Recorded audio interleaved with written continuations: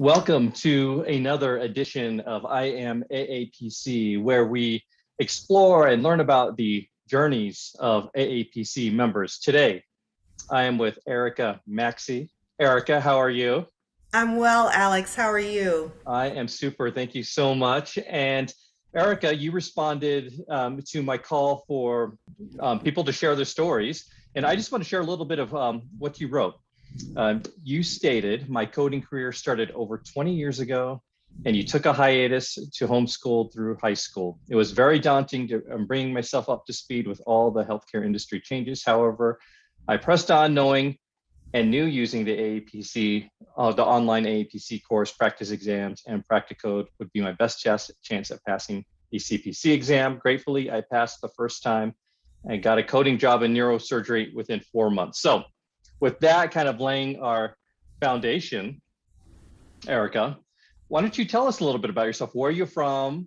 How did you even stumble on medical coding in the first place? Yes. So I'm originally from Chicago, but I am currently living in Atlanta. I have been here about 30 years, so very much happy to be living in the great city of Atlanta. So my career in coding started so many years ago. It started about close to 30 years ago, believe it or not. Right out of college. My first job, I was in an allied health, public health major, and my first job out of college was teaching at Georgia Medical Institute, and I taught coding. Wow. It was a part at that point, IDC 9. It was one of my responsibilities to teach everything that went on in the medical front office. So that was my first introduction to coding. So you got this teaching job and you weren't a subject matter expert at the time. Is that Correct. correct? Okay. Correct. All right. So That's fair what to was that? say. Yeah. So you see all these codes and see this industry. I know for me, it was eye-opening to when I stepped my foot in. What was that like when you first saw codes and to learn that you'd be teaching this curriculum? It was a bit overwhelming at first, just one to I had a vague familiarity, but teaching it really allowed me the opportunity to dig in a little deeper, to start to gain the skill set to learn about the procedure codes and the diagnosis codes. So at that time, after being introduced, I was laid off of that job and actually started doing the work that I was teaching. So that is when I actually started the application of what I had learned. Wow. Wow. So Yeah, you liked it, you liked teaching it, obviously. I did. Okay. And you, at this point, you know about the industry, you know the codes, and did you know about AAPC? Was that a part of what you taught at the time? No, at that time, because it was so long ago, certifications were not required. Again, this was IDC 9. It was so many years ago. And so I was a part of that, what we now know as the revenue cycle, right?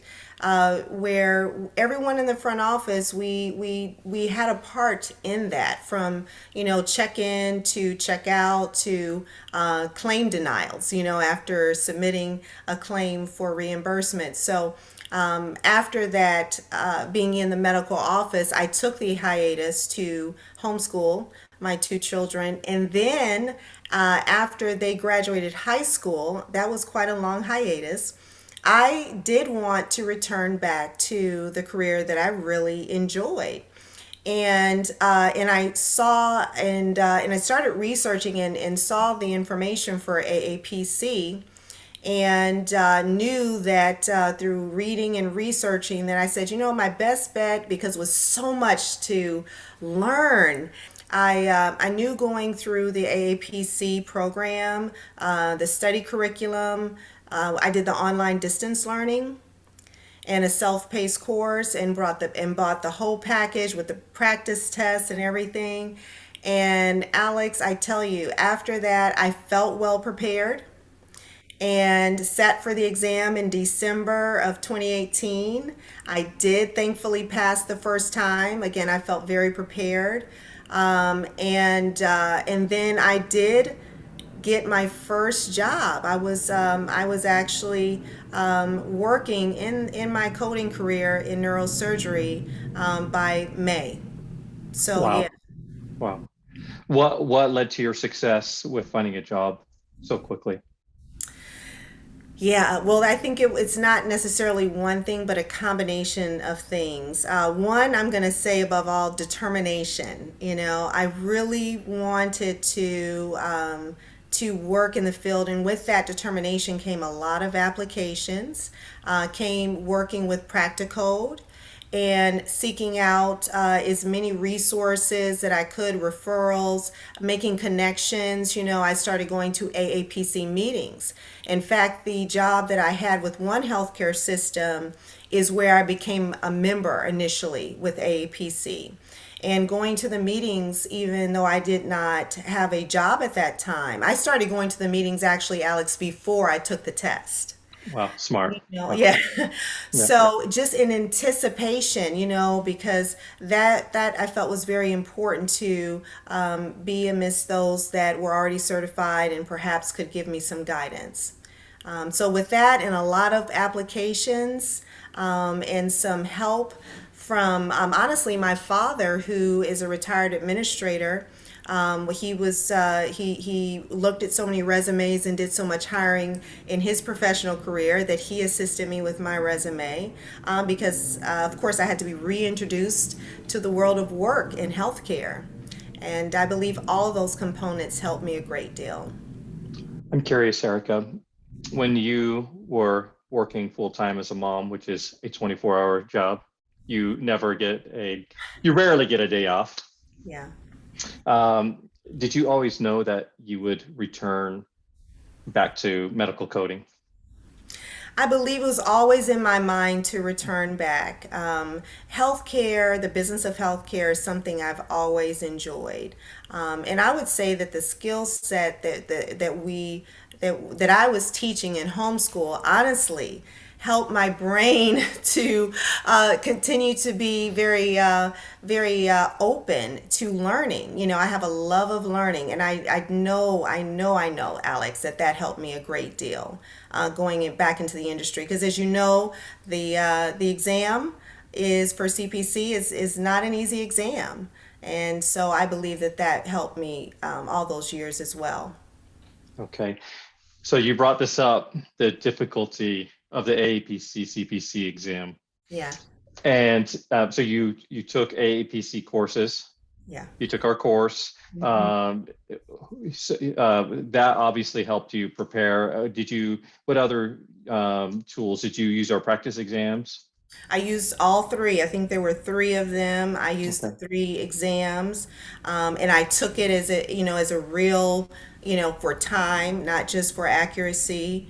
I also went to a review class, one of those all-day review classes, and really that self-paced learning from the online distance was something that I was a very good fit for me. You know, there were several options: classroom learning, etc., other resources. But knowing there's a stat out by AAPC as far as the pass rate when you take an exam, when you learn through AAPC materials, course materials, and just looking at that research and looking at the time that I had in my goal to take the test, it was an easy decision for me. That decision was easy. But then, of course, the process of studying and taking the test itself. I did feel prepared, although, of course, it was a very challenging exam. I think people who are watching should know I just met Erica and I did not ask her or prompt her to say any of this. I mean, this is all her real experience. But I Yeah, mean, we say yeah. this a lot that we really do see more or higher pass rates from those who take our course. I mean, it's our curriculum writers who write the exam, so they all kind of just fit together. Mm-hmm. So if you're successful with the curriculum, practice exams, and so on, you should find success with the real exam. I agree. And one of the reasons, if I may add, Alex, is because the way that is written, one of the things that we're learning is the style in which an exam is written and what answers are really being asked for, right? So again, I have highly recommended the AAPC online distance learning course. I again felt, and if I had to do it all over again, knowing all that I know now, I would do it exactly the same way. Now, knowing what you know now and looking back, what advice would you give for someone who is preparing for the exam? Let's say you meet someone and they're taking the exam in 3 or 4 weeks, or maybe even longer, or less time. But do you have any advice that maybe you wish you had known heading into your exam? Sure. Well, one, we tend to get, and I'm also, connected to the social media support for APC, and I see other comments and, some of the anxiety that one may feel before taking such a big exam. One thing is to, the months leading up to it, be consistent, right? And really that's self motivation to be consistent, because one is not going to necessarily cram for this exam. Okay. Um, and and I would say right about and if I may make an analogy, because I've also run it, and I do this analogy with a full marathon. I've run a marathon before, and I say it's my metaphor for life, that you're not going to just all of a sudden wake up and run 26.2 miles. It is a process. And one of the things that we learn in physical exertion is you also need to rest. And when you're getting ready when you're preparing for a big run like that, you're not going to run a lot a few days before. Your body is going to rest.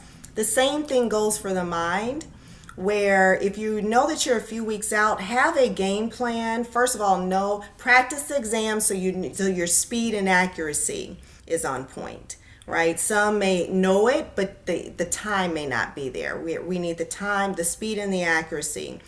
But in the few days and even the week before, take some rest time to let all that good knowledge sink in. Because we can over prepare and end up exhausting our brain before the actual exam. So there's a such thing as being well rested and eating well and all that good stuff, because that plays a huge part, I believe. And for me, that was part of the preparation. Wow, that's great advice. Thank you for sharing that. Now, with that, yeah, here you are successfully finding employment shortly after receiving your certification. Would you just share with me your desire going forward? Are you seeking additional certifications? Have you sought additional certifications? I am in the process of, my goal is for the instructor, the CPCI, yeah.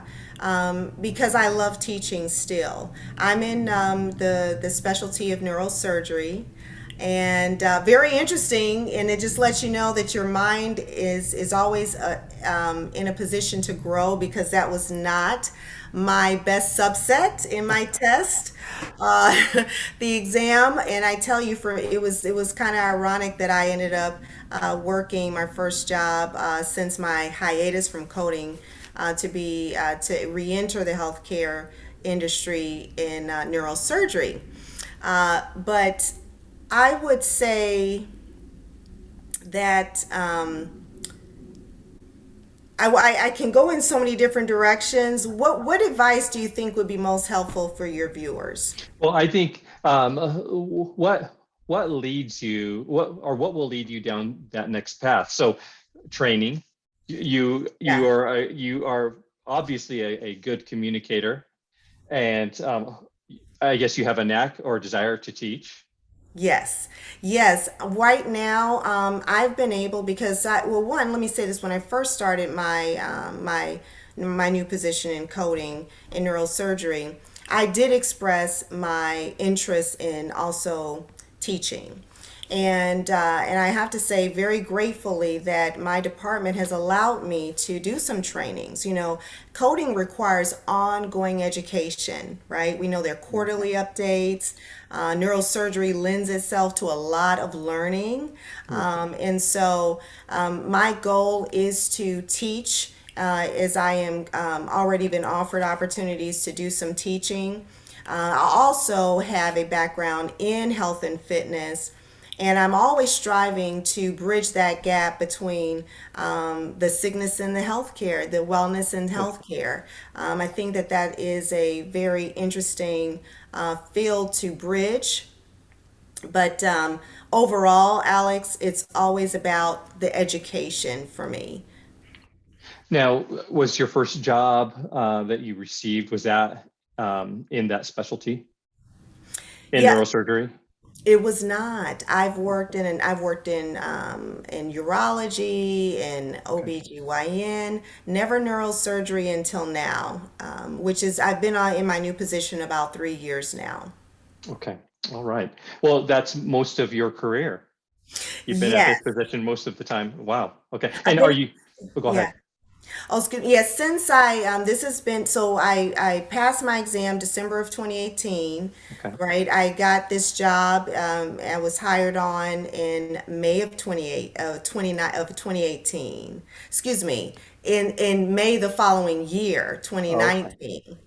And so it has just been really an enjoyable experience. I enjoy learning about neurosurgery and the complexity of it. I enjoy. And there's been a lot of opportunities to learn. So with that, because I don't want to start, I could go on, and I want to make sure I keep it short. But there have been so many educational opportunities. Two of which, one is a neurosurgery conference that I've attended virtually. And then just a couple of weekends ago, there was a cardio stroke symposium that I also attended virtually. And also for AAPC and the continuing education, one thing that I've also found very, very helpful is the where you can look at all of the webinars, right? If you and then you can decide, because one of the things is that although I want to teach, I want to continue a broad aspect of learning and coding. And with the webinars that AAPC offers, you can learn about everything, right? And so that's my intention, is to continue growing, to continue broadening the specialties, and eventually go more into the teaching area of coding. Awesome. Now, Erica, I'm going to jump back to your student life. Yeah. And you used the word consistency and being consistent with studying. What kind of consistency, or what kind of schedule did you create for yourself to be consistent? Because you're a mother and you were doing this at home. Yeah.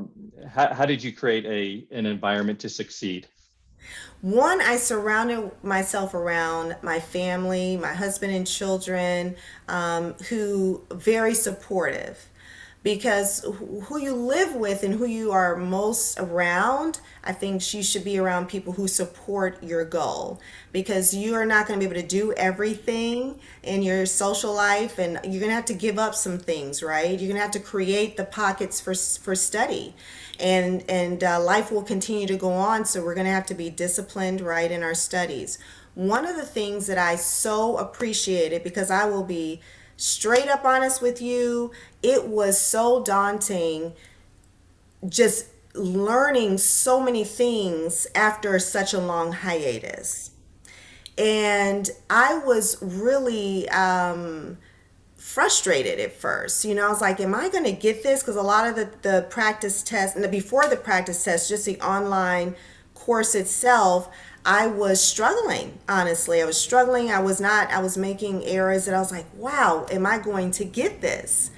But AAPC, one of the things that I found very invaluable, I should say, is you can submit an email. You're given a coach, if you will, someone, a contact, And as long as you can pose the questions in an email format, you would get a reply within 24 hours.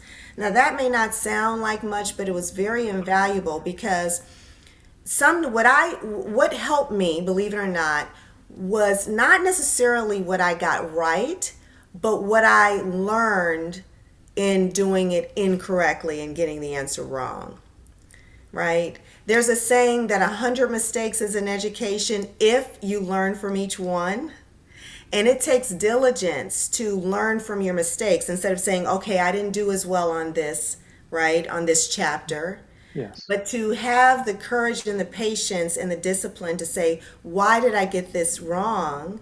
And then to even have a resource to write an email and say, here's my question. Because what's one of the things that I'm amazed at in today's industry as coders is the power of the provider query. Right? We always hear query your provider, query your provider. Where there's a lot of communication and cognitive understanding that one needs to query our provider.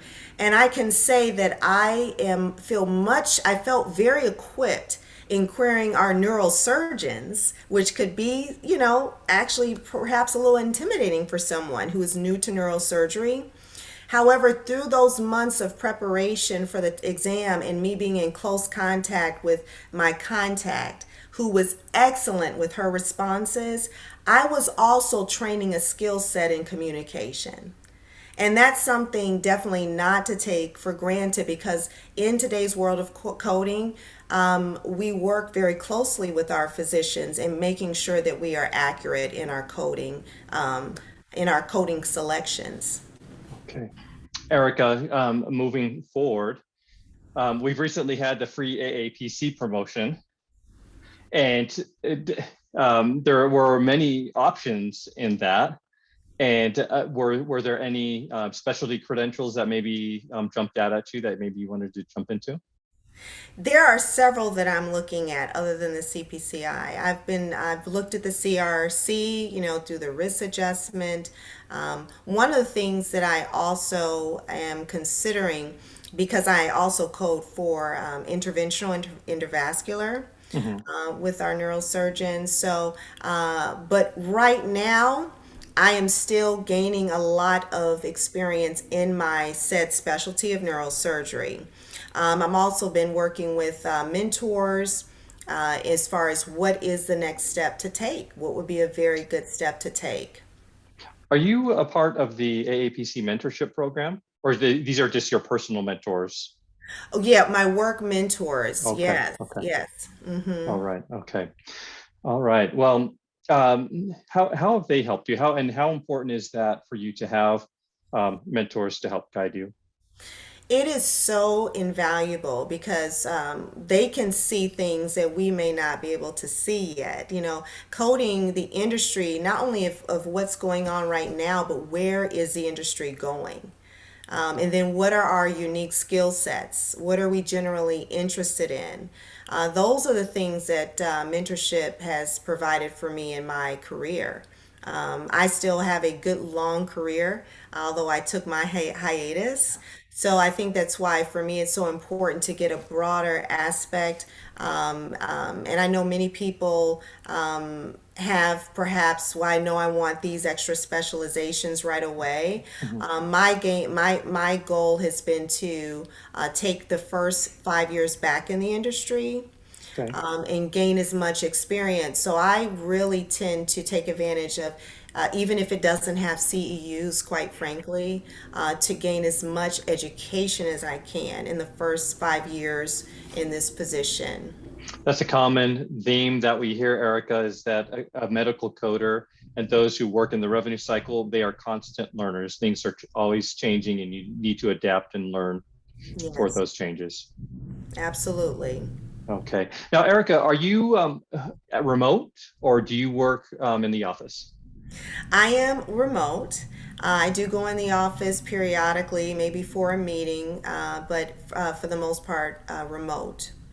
And I know you see this in the AAPC Facebook group where there are many who are seeking information about the career, the industry, and they have an appeal to the possibility of working remote.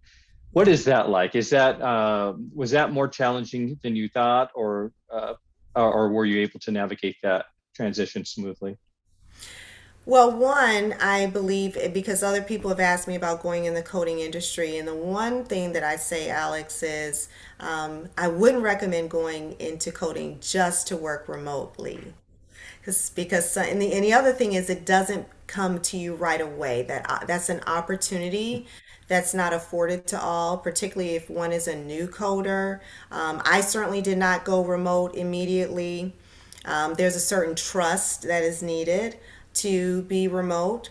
As far as a skill set, I also would say know if it's for you because some people really prefer to work in an office around people.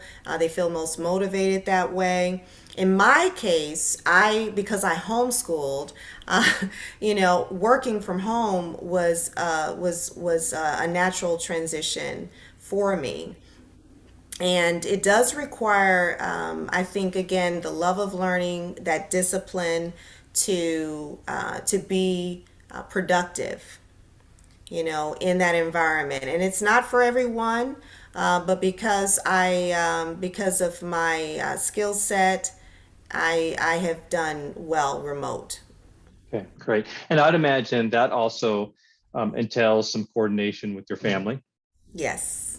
And that's something unique that I have not heard in my IAmAAPC interviews, Erika, is just that your job, because you're remote, requires coordinating with family, but also your education as a AAPC student required that same thing and that sacrifice, and you couldn't attend everything that maybe the rest of the family did, but they were on your side, and they were a part of the team. Really, it was a process, a journey for all of you. Yes, we sat down and had a conversation because, for example, when I code, even to this day, I need complete silence for the most part. So all the preparing for the exam required a certain amount of quiet in the house, be it if the family was here, how would I gain that quiet focus? Still now with the pandemic, my husband works remotely as well. We have dealt with, I have two college-aged young adults, and we've had to work that out when they were home during that time last year. And so, again, I believe it's a skill set worth learning and talking with your family, and everyone being on the same page.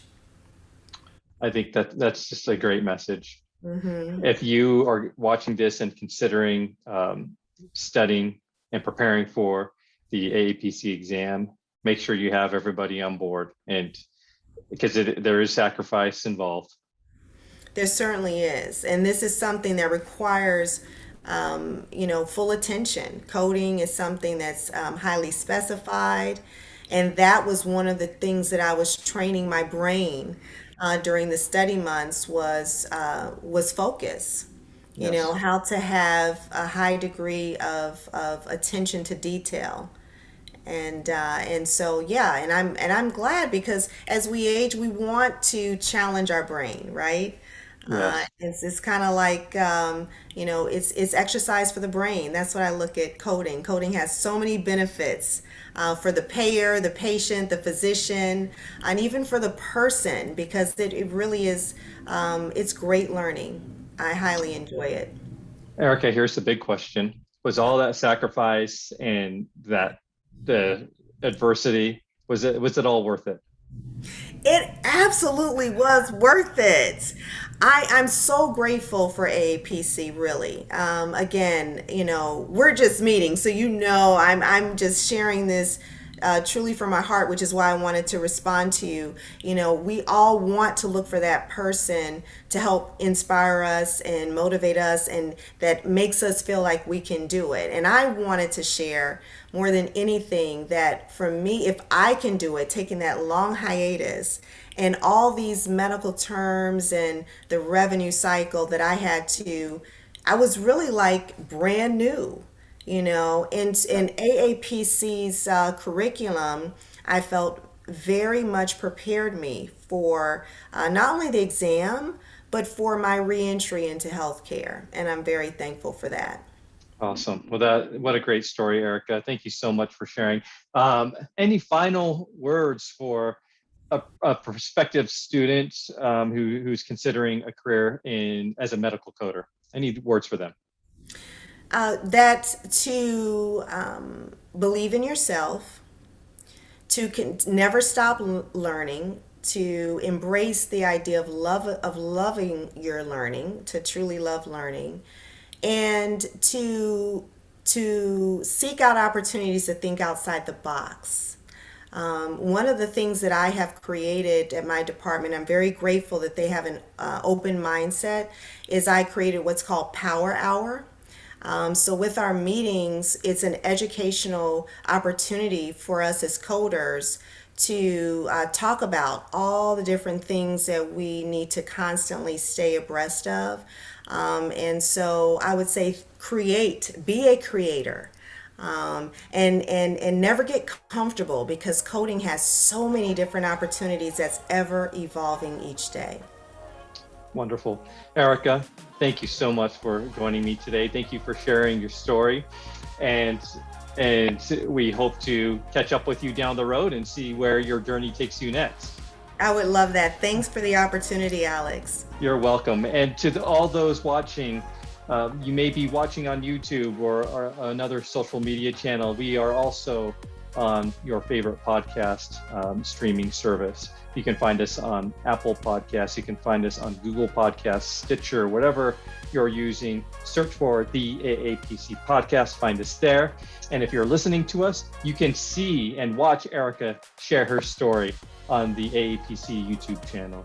You can find us just by searching AAPC in YouTube. And we appreciate your time, Erika, and you have a wonderful day. Thank you so much. You too.